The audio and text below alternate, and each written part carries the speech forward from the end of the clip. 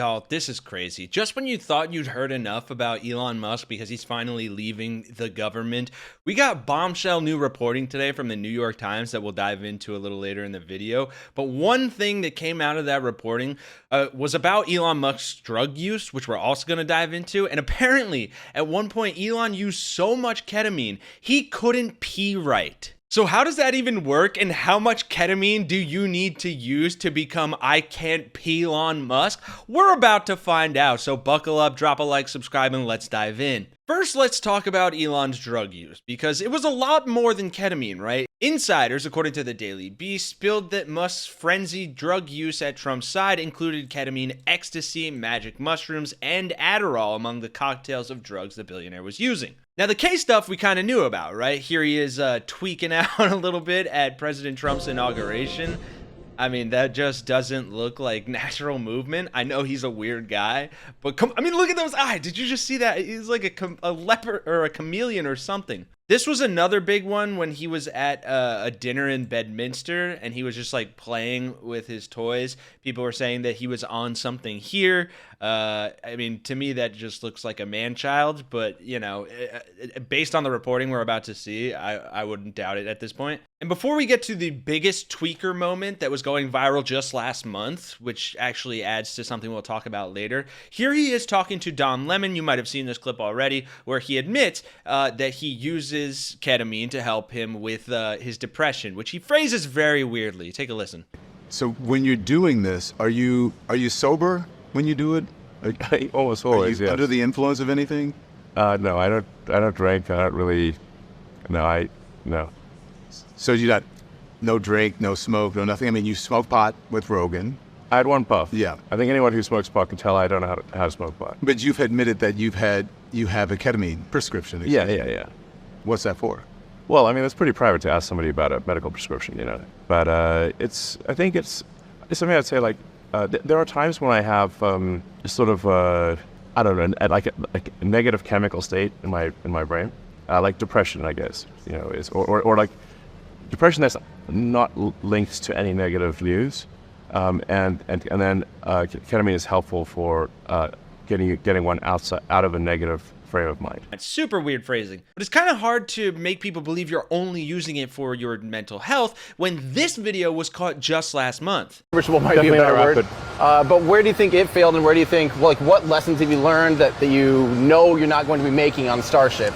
To like do a mission, you're just trying to get data out of the thing. Yeah. Now that clip has since disappeared from Twitter. The original post is completely gone. He definitely looks like he's tweaking. We're not really sure where it was taken. It's obviously some sort of factory. And it seems to support the idea that Musk is still using these drugs, which is pretty bad considering what they've already done to his bladder. Listen to this. Apparently, his use of ketamine was so intense during the 2024 campaign that he complained it was negatively affecting his bladder function. That, according to the Times report, that we'll dive into more as it touches more on the drug use as well as his family drama. Now, it's unknown whether Musk's drug use continued into his time leading the so-called Department of Government Efficiency, but he did exhibit erratic behavior throughout his time in the White House, and as we just saw, that certainly looks like someone who's on drugs. Musk's K use reportedly became so chronic last year that he began to experience some of the negative side effects of frequent consumption, namely complaining of issues with his bladder.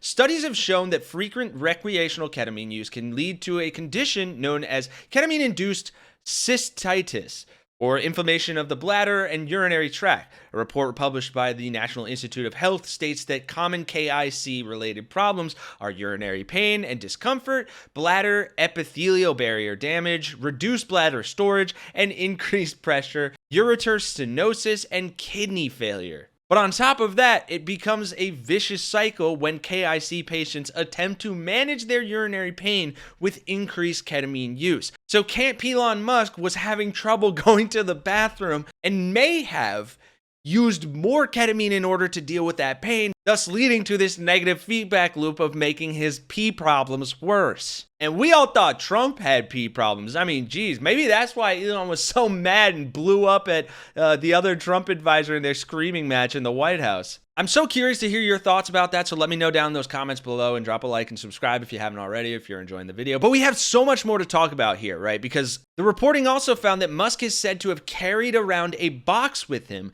which normally, on a normal day, contained around 20 pills, including Adderall, according to a photo seen by the Times and others. So they have verified photo evidence of this. And while, like we said, it is unclear whether Musk continued using an extreme cocktail of drugs while leading the Department of Government Efficiency, Times reported that Musk's continued exhibition of erratic behaviors, such as, the Nazi salute at the January inauguration, and appearing frantic and disjointed in interviews and public appearances, serve as some evidence for him continuing this drug use. They point to this moment from the chainsaw interview where he can't string a whole sentence together and just seems very erratic, if you remember this. First Amendment is not much more important than that. Yeah, I mean, I got a lot of criticism, and people said, well, that proves he's a huge idiot from he voted for whatever, $44 billion, and now it's worth 8 cents.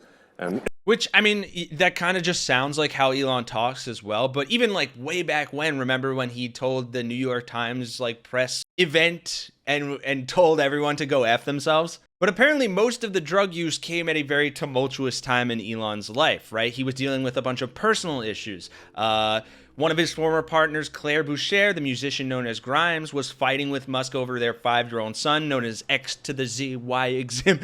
I'm just kidding. Mr. Musk is extremely attached to the boy, taking him to the Oval Office and high-profile gatherings that were broadcast around the world. And Miss Boucher has privately complained that the appearances violate a custody settlement in which she and Mr. Musk agreed to try to keep their children out of the public eye. We covered this months back when he brought X to the Oval Office, but Grimes had someone point this out to her on Twitter. She didn't even know. She said, he should not be in the public like this. I did not see this. Thank you for alerting me, but I'm glad he was polite. Sigh. And rightfully so. She's also told people she worries about the boy's safety and that frequent travel and sleep deprivation are harming his health. That's not all. Another right-leaning writer, Ashley St. Clair, revealed in February at the same time that she had a secret relationship with Mr. Musk and had given birth to his 14th known child. I don't think this has been confirmed yet, but she also went viral back in March towards the end when she put out this video saying she was going to sell her Tesla to make up for the child support she wasn't receiving. Take a look at this. I'm selling it because I need to make up for the 60% cut that Elon made to. Why do you think that he did that? That's a great question for him. You feel like he was sort of vindictive against you? Yeah, that's his modus operandi when women speak out. Yeah, Musk being vindictive against women that speak out is not exactly surprising, but what is surprising is this lack of reporting around whether he is still using these drugs. Now, I know what I think, but I would like to pass the question off to you. Where do you stand on this? Please. I mean, on everything. All of your thoughts from the peace stuff to Musk as a whole, to him stepping down from the role in the White House. I think most of us are happy about that. Let me know your thoughts. But the main thing I want to ask is, do you think that he's actually stopped doing any of these cocktails of drugs? I mean, the reporting talks about being from the 2024 presidential campaign, but a lot of the instances that we saw and that even were reported on here have come during the administration in the past few months. So it's very hard to wrap your head around these incredibly addictive drugs being able to just be thrown aside when the turmoil in Musk's personal life is 10 times worse than it was before. Anyway, that is the story, a little bit of my opinion, and I am so curious to hear what you guys think. Thanks for watching. For Really American, I'm Kenny Hesse. Be sure to drop a like, subscribe, and hit us with a blue heart in those comments if you made it this far. I'll see you all in the next one.